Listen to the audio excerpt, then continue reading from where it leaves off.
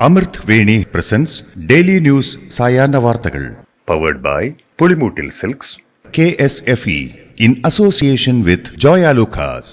ഇത്തവണ ഫസ്റ്റ് അടിക്കില്ലേ നമ്മള്?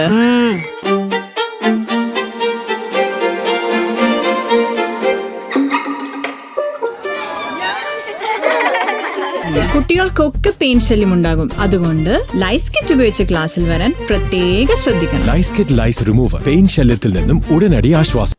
നമസ്കാരം, ഞാൻ പ്രവീജ വിനീത്. ഡെയിലി ന്യൂസിന്റെ സായന്ന വാർത്തകളിലേക്ക് സ്വാഗതം. ഇന്ന് ജൂൺ 5 വ്യാഴാഴ്ച.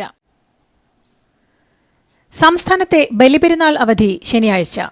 മാസപ്പിറവി വൈകിയതിനാൽ ബലിപെരുന്നാൾ മറ്റന്നാളത്തേക്ക് മാറ്റിയതിനാലാണ് അവധിയിലും മാറ്റം വന്നത്. ഇന്ന് ചേർന്ന മന്ത്രിസഭാ യോഗത്തിലാണ് തീരുമാനം. 2 ദിവസം അവധി വേണമെന്ന ആവശ്യം ഉയർന്നിരുന്നു. നാളത്തെ അവധിയാണ് മറ്റന്നാളത്തേക്ക് മാറ്റിയത്. കൊച്ചി പുറംകടലിൽ മുങ്ങിയ ലൈബീരിയൻ ചരക്കുകപ്പലിലെ കണ്ടെയ്നറുകളിലുണ്ടായിരുന്നത് കാൽസ്യം കാർബണേറ്റ് മുതൽ തേങ്ങ വരെയെന്ന് റിപ്പോർട്ട്. 643 കണ്ടെയ്നറുകളാണ് കപ്പലിലുണ്ടായിരുന്നതെന്ന് സർക്കാർ പറയുമ്പോൾ 640 കണ്ടെയ്നറുകളിലെ വിവരങ്ങളാണ് കപ്പൽ അധികൃതർ കൈമാറിയിട്ടുള്ളത്. 13 കണ്ടെയ്നറുകളിലുള്ളത് കാൽസ്യം കാർബൈഡ് എന്ന രാസവസ്തുവാണ്. ഇത് വെള്ളവുമായി ചേർന്ന് പ്രവർത്തിക്കുമ്പോഴുണ്ടാകുന്ന അസറ്റിലീൻ വാതകം മനുഷ്യ ശരീരത്തിന് ഹാനികരമാണെന്നും റിപ്പോർട്ടുകളുണ്ട്. കേരള തീരത്ത് ലൈബീരിയൻ കപ്പൽ മുങ്ങിയതിന്റെ വിശദാംശങ്ങൾ സർക്കാരിനോട് ഹൈക്കോടതി ആവശ്യപ്പെട്ടിരുന്നു. കപ്പൽ അപകടത്തിന്റെ പരിണിത ഫലം എന്തെന്നറിയാൻ ജനങ്ങൾക്ക് അവകാശമുണ്ടെന്നും കോടതി നിരീക്ഷിച്ചിരുന്നു. കോൺഗ്രസ് നേതാവ് TN പ്രതാപൻ നൽകിയ ഹർജിയിലായിരുന്നു കോടതിയുടെ പരാമർശം. ഭാരത് മാതാവിന്റെ ചിത്രത്തെ ചൊല്ലി വിവാദമുയർത്തിയതിനെ തുടർന്ന് രാജ്ഭവനിൽ നടത്താനിരുന്ന സർക്കാരിന്റെ പരിസ്ഥിതി സംസ്ഥാനതല പരിപാടി ഉപേക്ഷിച്ചു. ഇന്നലെ വൈകിട്ട് കൃഷിവകുപ്പ് ഉദ്യോഗസ്ഥർ വേദി സന്ദർശിക്കാൻ എത്തിയിരുന്നു. ഭാരത് മാതാവിന്റെ ചിത്രം RSS പരിപാടിയിലെ ചിത്രം പോലെ തോന്നിപ്പിക്കുന്നു എന്ന് കൃഷിവകുപ്പ് ഉദ്യോഗസ്ഥർ പ്രതികരിച്ചു. തുടർന്ന് ഇന്ന് രാവിലെ ചിത്രം മാറ്റണമെന്ന് കൃഷിവകുപ്പ് ആവശ്യപ്പെട്ടെങ്കിലും ഗവർണർ അതിന് തയ്യാറായില്ല.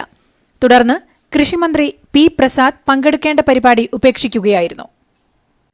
സർക്കാരിന്റെ പരിസ്ഥിതി സംസ്ഥാനതല പരിപാടി രാജ്ഭവനിൽ നടത്താനാണ് തീരുമാനിച്ചിരുന്നതെന്ന് മന്ത്രി P. പ്രസാദ്.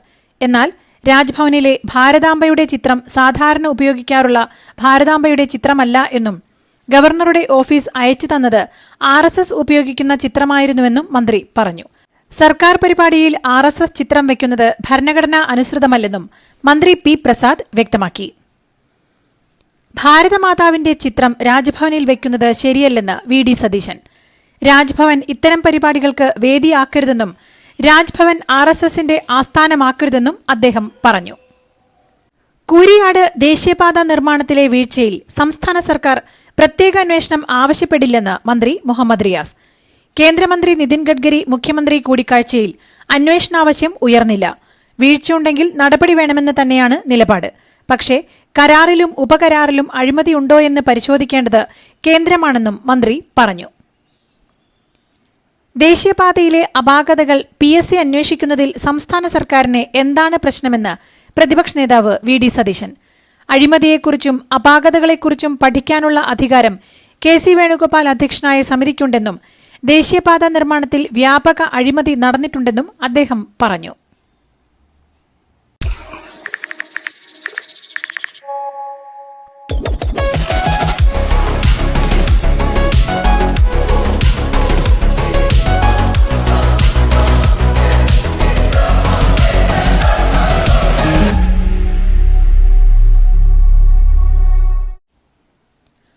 ഉപതെരഞ്ഞെടുപ്പിൽ നാമനിർദ്ദേശ പത്രിക പിൻവലിക്കാനുള്ള അവസാന ദിവസവും UDFന് മുന്നിൽ വിചിത്രമായ ഉപാധികൾ വെച്ച് PV Anwar.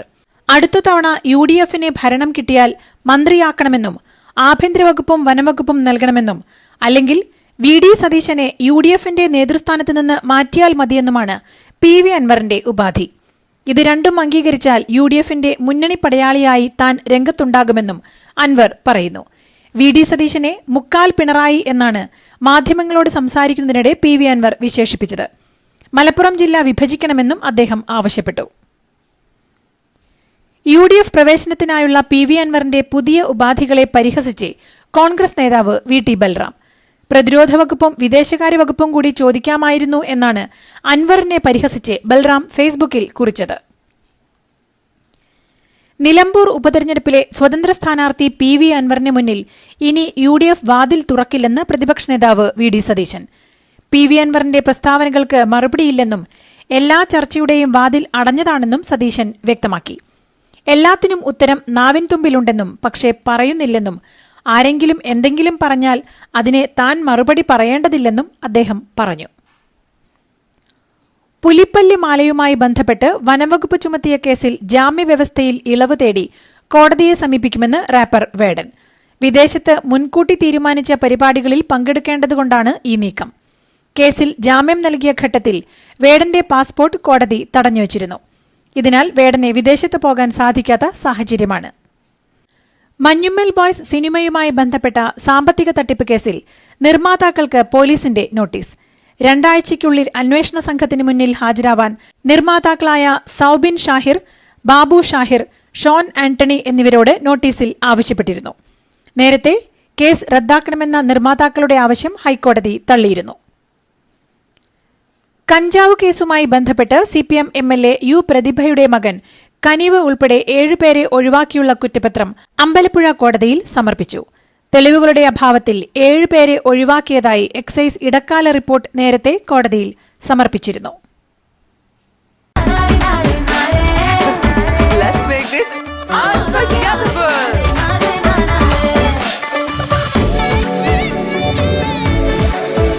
Make every wedding unforgettable with Joya Lucas Diamond Wedding Collection. Joya Lucas, world's favorite jeweler. കുംഭമേളയിലടക്കം തിക്കിലും തിരക്കിലും പെട്ട് മുമ്പും രാജ്യത്ത് മരണങ്ങളുണ്ടായിട്ടുണ്ടെന്ന് കർണാടക മുഖ്യമന്ത്രി സിദ്ധരാമയ്യ. 11 പേരുടെ മരണത്തിനിടയാക്കിയ ബാംഗ്ലൂരു സംഭവത്തിൽ പ്രതിപക്ഷമായ BJPയുടെ വിമർശനം ശ്രദ്ധയിൽപ്പെടുത്തിയപ്പോഴാണ് സിദ്ധരാമയ്യ കുംഭമേള ഉദാഹരണമായി ചൂണ്ടിക്കാട്ടിയത്. അതേസമയം സംഭവത്തിൽ തന്റെ സർക്കാർ രാഷ്ട്രീയം കളിക്കില്ലെന്നും ഈ സംഭവത്തെ ന്യായീകരിക്കാൻ താൻ ആഗ്രഹിക്കുന്നില്ല എന്നും അദ്ദേഹം പറഞ്ഞു. IPL കിരീടം നേടിയതുമായി ബന്ധപ്പെട്ടുള്ള വിജയാഘോഷത്തിനിടെ ഉണ്ടായ തിക്കിലും തിരക്കിലും പെട്ട് ആരാധകർ കൊല്ലപ്പെട്ടതിൽ അനുശോചനം അറിയിച്ച് റോയൽ ചലഞ്ചേഴ്സ് ബാംഗ്ലൂരു. ദുരന്തത്തിൽ മരിച്ചവരുടെ കുടുംബാംഗങ്ങളുടെ ദുഃഖത്തിൽ പങ്കുചേരുന്നുവെന്നും വിവരം അറിഞ്ഞപ്പോൾ തന്നെ ആഘോഷ പരിപാടികൾ വെട്ടിച്ചുരുക്കിയെന്നും RCB പ്രസ്താവനയിൽ അറിയിച്ചു. RCBയുടെ പ്രസ്താവന ഇൻസ്റ്റഗ്രാമിൽ പങ്കുവച്ച് വിരാട് കോഹ്ലി ദുരന്തത്തെക്കുറിച്ച് പറയാൻ വാക്കുകളില്ലെന്നും കുറിച്ചു. റോയൽ ചലഞ്ചേഴ്സ് ബാംഗ്ലൂരു ടീമിന്റെ സ്വീകരണ പരിപാടി നടത്തിയത് പോലീസ് മുന്നോട്ടുവച്ച നിർദ്ദേശങ്ങൾ തള്ളിക്കൊണ്ടാണെന്ന് റിപ്പോർട്ട്. ഫൈനലിനെ തൊട്ടു പിറ്റേന്നുള്ള ആരാധകരുടെ ആവേശം ഞായറാഴ്ചയാണെങ്കിൽ കുറയുമെന്നും ഫൈനൽ നടന്നു കഴിഞ്ഞ ദിവസം പുലർച്ചെ തെരുവിൽ ഇറങ്ങിയ ആരാധകരെ നിയന്ത്രിക്കാൻ തന്നെ പ്രയാസപ്പെട്ടിരുന്നുവെന്നും പോലീസ് പറഞ്ഞു. എന്നാൽ ടീമിലെ വിദേശ താരങ്ങൾക്ക് ഉടൻ മടങ്ങണം എന്നായിരുന്നു RCBയുടെ പ്രതികരണം. ബാംഗ്ലൂരു ദുരന്തത്തിൽ DGP പ്രാഥമിക റിപ്പോർട്ട് നൽകി. സ്റ്റേഡിയം പരിസരത്ത് പെട്ടെന്ന് ആൾക്കൂട്ടം രൂപപ്പെട്ടുവെന്നും നിയന്ത്രിക്കാനായില്ലെന്നുമാണ് റിപ്പോർട്ടിലുള്ളത്. സാധ്യമായ എല്ലാ സുരക്ഷയും ഒരുക്കിയെന്നും ആൾക്കൂട്ടം ബാരിക്കേഡ് തകർത്ത് ഉള്ളിലേക്ക് കടക്കാൻ ശ്രമിച്ചുവെന്നും റിപ്പോർട്ടിൽ പറയുന്നു. കർണാടക സർക്കാർ പ്രഖ്യാപിച്ച മജിസ്ട്രേറ്റ് തല അന്വേഷണം ഇന്ന് തുടങ്ങും. ആൾക്കൂട്ടത്തെ കൈകാര്യം ചെയ്യുന്നതിൽ ആർക്കാണ് പിഴവ് പറ്റിയത് എന്നതിലാണ് അന്വേഷണം നടക്കുക. 15 ദിവസത്തിനകം മജിസ്ട്രേറ്റ് തല അന്വേഷണം പൂർത്തിയാക്കി സർക്കാരിന് റിപ്പോർട്ട് നൽകും. പോലീസ് നേതൃത്വത്തിന് ഗുരുതര വീഴ്ചയുണ്ടായതായാണ് വിലയിരുത്തൽ. രാജ്യത്ത് കോവിഡ് കേസുകളിൽ വീണ്ടും വർധന. 24 മണിക്കൂറിനിടെ 564 കേസുകൾ കൂടി സ്ഥിരീകരിച്ചു. ഇതോടെ രാജ്യത്താകെ ആക്ടീവ് കോവിഡ് കേസുകൾ 4866 ആയി. ഇതിൽ 1487 രോഗികളും കേരളത്തിലാണ്. അതോടൊപ്പം 24 മണിക്കൂറിനിടെ കോവിഡ് ബാധിച്ച 7 പേർ കൂടി മരിച്ചതായും സ്ഥിരീകരിച്ചിട്ടുണ്ട്. ഇതിൽ 5 മാസം പ്രായമായ കുഞ്ഞും ഉൾപ്പെടുന്നു.